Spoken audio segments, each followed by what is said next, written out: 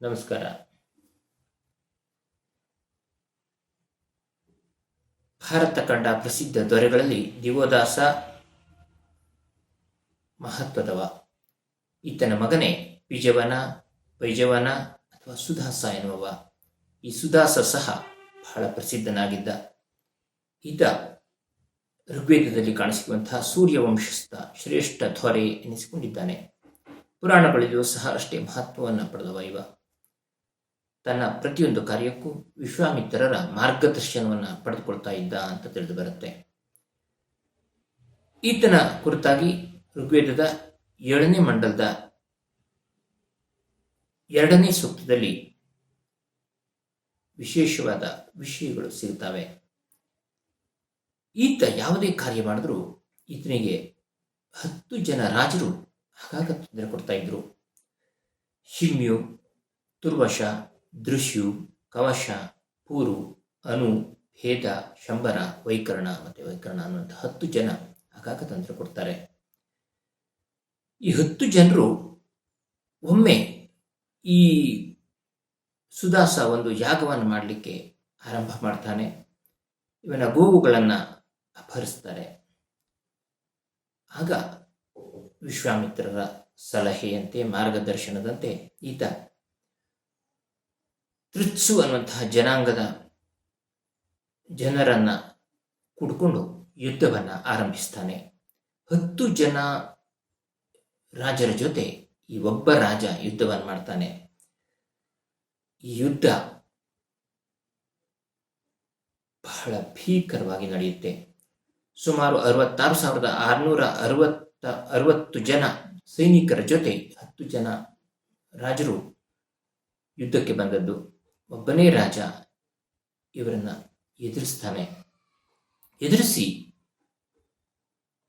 10 ಜನ ರಾಜರು ಯುದ್ಧದಲ್ಲಿ ಸೋಲ್ತಾರೆ.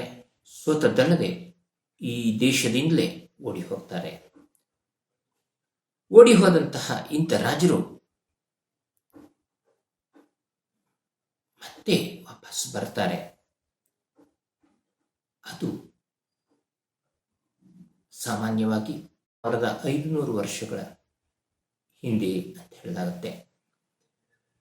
ಅದೇನೇ ಇರಲಿ, ಇಲ್ಲಿ ಈ ಸುದಾಸನಿಗೆ ಆಮೇಲೆ ನೆರವಾದವರು ಯುದ್ಧದಲ್ಲಿ ಕೊನೆಯಲ್ಲಿ ದೃಶ್ಯು ಮತ್ತೆ ಅನು ಅನ್ನೋರು ಯುದ್ಧದಲ್ಲಿ ಕೊನೆಯ ತನಕ ಇರ್ತಾರೆ. ಈ ದೃಶ್ಯು ಮತ್ತು ಕೊನೆಯ ತನಕ ಅನು ಇದ್ದ ಸಮಯದಲ್ಲಿ ನೆರವಾದವರು ವಿಶ್ವಾಮಿತ್ರರ ಭರತ ಜನಾಂಗ ಅನ್ನೋರು. ಅಂದರೆ ಋಗ್ವೇದದ 7ನೇ ಮಂಡಲದ ಆ ಸಮಯಕ್ಕೆ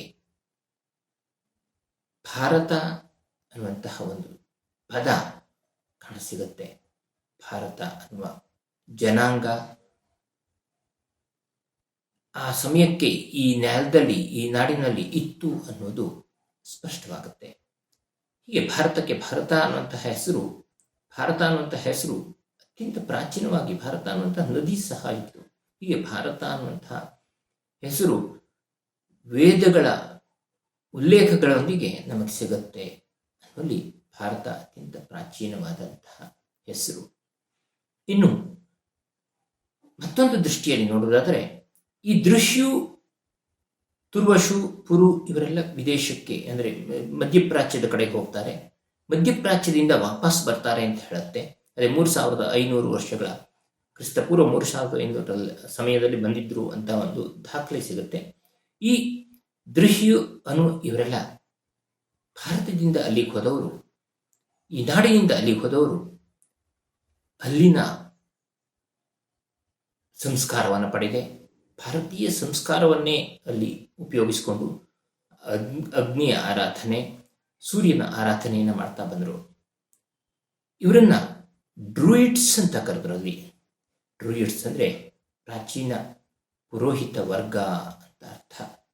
ಹೀಗೆ ಮಧ್ಯಪ್ರಾಚ್ಯದಿಂದ ಇವರು ವಾಪಸ್ ಬಂದವರನ್ನೇ ನಮ್ಮಲ್ಲಿ ಮೆಕಾಲೆ ಮುಂತಾದ ಶಿಕ್ಷಣ ತಜ್ಞರು ನಮ್ಮ ಪಠ್ಯಗಳಲ್ಲಿ ಆರ್ಯರು ವಿದೇಶದಿಂದ ಬಂದವರು ಅಂತ ಸೇರಿಸ್ಕೊಂಡ್ರು. ಇಲ್ಲಿಂದ ಶಾಪಗ್ರಸ್ತರಾಗಿ ನಾಹುಷಯ ಅಂದರೆ ಯಯಾತಿಯ 2 ಮಕ್ಕಳಲ್ಲಿ ದೃಶ್ಯು ಸಹ ಒಬ್ಬ. ಅನು, ದೃಶ್ಯು, ಪುರು ಇವರೆಲ್ಲ ಯಯಾತಿಯ ಮಕ್ಕಳು. ಅಕಾಲದ ವೃದ್ಧಾಪ್ಯದಿಂದ ಯಯಾತಿ ಅವರಿಗೆ ಶಾಪ ಕೊಟ್ಟಿರ್ತಾನೆ. ಆ ಶಾಪದ ಫಲವಾಗಿ ಅವರು ಆ ಪ್ರದೇಶಗಳಿಗೆ ಹೋಗಿರ್ತಾರೆ. ಅವರು ಪುನಃ ಹಿಂತಿರುಗಿ ಬರ್ತಾರೆ ಅನ್ನೋದು ಒಂದು ದಾಖಲೆ. ಹೀಗೆ ಅನೇಕ ದಾಖಲೆಗಳು ಆರ್ಯರು ವಲಸೆ ಬಂದವರಲ್ಲ, ಇಲ್ಲಿನವರೇ ಆಗಿದ್ರು ಅನ್ನೋದನ್ನು ಸ್ಪಷ್ಟಪಡಿಸುತ್ತೆ. ಅದನ್ನು ಮುಂದಿನ ಕಂತುಗಳಲ್ಲಿ ಹೇಳ್ತೇನೆ. ಧನ್ಯವಾದ.